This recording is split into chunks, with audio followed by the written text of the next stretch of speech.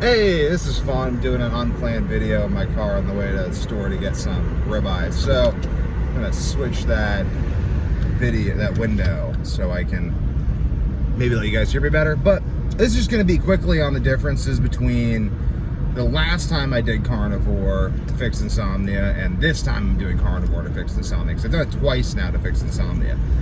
And I've rehabbed myself from horrible insomnia like 3 times now. So once my junior year of high school, really got into a hole, erectile dysfunction, penis didn't work, my balls shrunk up to the size of raisins, I was diarrhea, candida rash all over my groin, it was really terrible.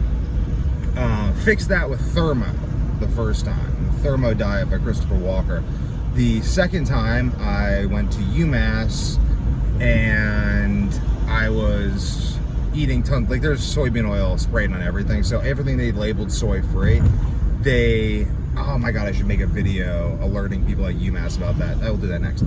So jeez, so yeah, everything labeled soy free is actually in containers that are sprayed with soy, so yeah, you're just all eating tons of soy. So I was doing that and I stopped sleeping for like a month, didn't sleep at all. Sleep was so bad, I like barely slept. Next semester, barely was sleeping in the summer. Still like hadn't regained my sleep at all. So I did Carnivore and then that helped me regain my sleep. And I was sleeping deeply for like what felt like the first time in my life. And if you've had insomnia, there's a difference between like sleeping where you're like, and like deep sleeping where you actually have a hard time waking up and your body's like heavy and tired and you feel like you're coming out of this deep pit of fatigue and like rest that is apparently what normal people experience when they don't have insomnia, they just sleep. So experienced that for the first time ever, cried. I have a whole video about that, I'll link below. But now I had triggered again, just had a bunch of kids, started a business, came off Carnivore for various reasons a while ago. Now back on Carnivore, and I have new theories about sleep, diet, metabolism that came from the interim between when I first went on Carnivore and started sleeping again and between when I went back on Carnivore, because I kind of went off of it for periods of time, like I would go off of it, and this kind of gets into the difference between this time on Carnivore and the last time.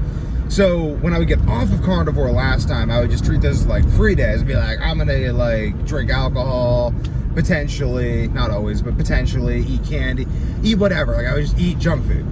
And I felt like poison, but like eventually I was limited to like gluten and stuff.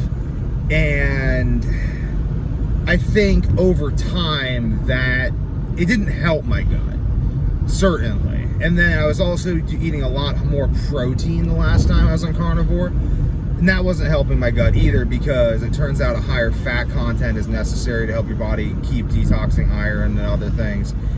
A lot of other details about a higher fat content in the diet that you could find in Joseph Mercola's book, Fat for Fuel. And I'll make a video on that, but reading that book again convinced me to go back on Carnivore, because it gave me an intuition of other problems that other long-term carnivores had developed, and I have more nuanced views on detox now in the place of plants. I no longer view plants as the enemy, I more view Carnivore as a tool that can be modified according to various parameters as necessary to produce the desired result. Consume a lot of green tea now, that's the basic gist of it, and for those of you who react seriously to green tea, I did too, and that's kind of a whole thing, but this time, I'll make more videos on this, I have other videos on this. This time though, when I go off, so it's really a different theory on Carnivore, and that's the point of the video, my new theory on Carnivore. So before, I thought that meat was the only thing that was food. Now I've realized that we have different types of mitochondria, and that our different mitochondria accounts for the differences in the food choices we adhere to. So if you look at indigenous societies, you see indigenous societies that eat entirely meat, or traditional societies that eat entirely meat, a mix of meat and other stuff, and almost entirely plant foods. Vegans will love to, this has some green tea in it, but vegans will love to cite the traditional societies that eat mostly plant foods as reasons why we should all only eat plants. But you can find like the Inuit, the Maasai in Africa who eat, and then Inuit aren't in Africa, but these tribes eat pretty much all meat. But they still do eat like the fermented innards of the stuff that seals were eating and stuff, and there's a lot of interesting stuff they also eat that plays into my theory. So basically, I think that I personally, speaking of myself, should be eating predominantly like 80% of the time, 80% of my calories at least should be fat and just running on fat. And then 20% of the time, either right now it's once every 2 weeks I go off and I consume large amounts of yogurt, kombucha, lemon juice, enzyme-rich foods, carbohydrates, chicken, like foods I'm not eating now, but that are of the opposite profile to foods I'm eating now.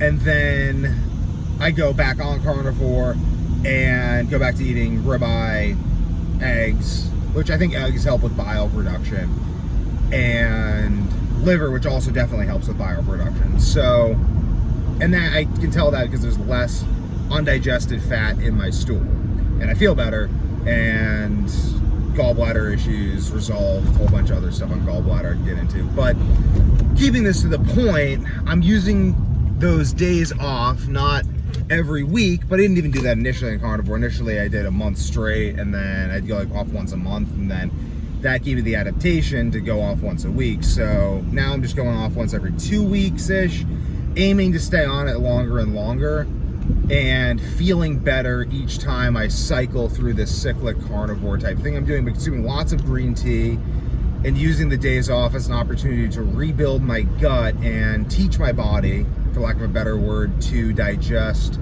plant-based foods better, while also understanding that the majority of my calories on an ongoing basis will come from fatty ruminant meat, simply improving my gut to be able to handle plant foods, because doing that simultaneously improves my gut to process meat.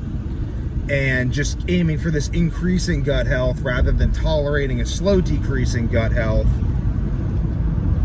and using these plant foods systematically, keep my metabolism very high, using signals of satiety and optimal digestion through feel, largely, energy levels, sleep, the amount of electrolytes I need to indicate what I should do next. I have other videos and all these in detail. Check them all out. Done.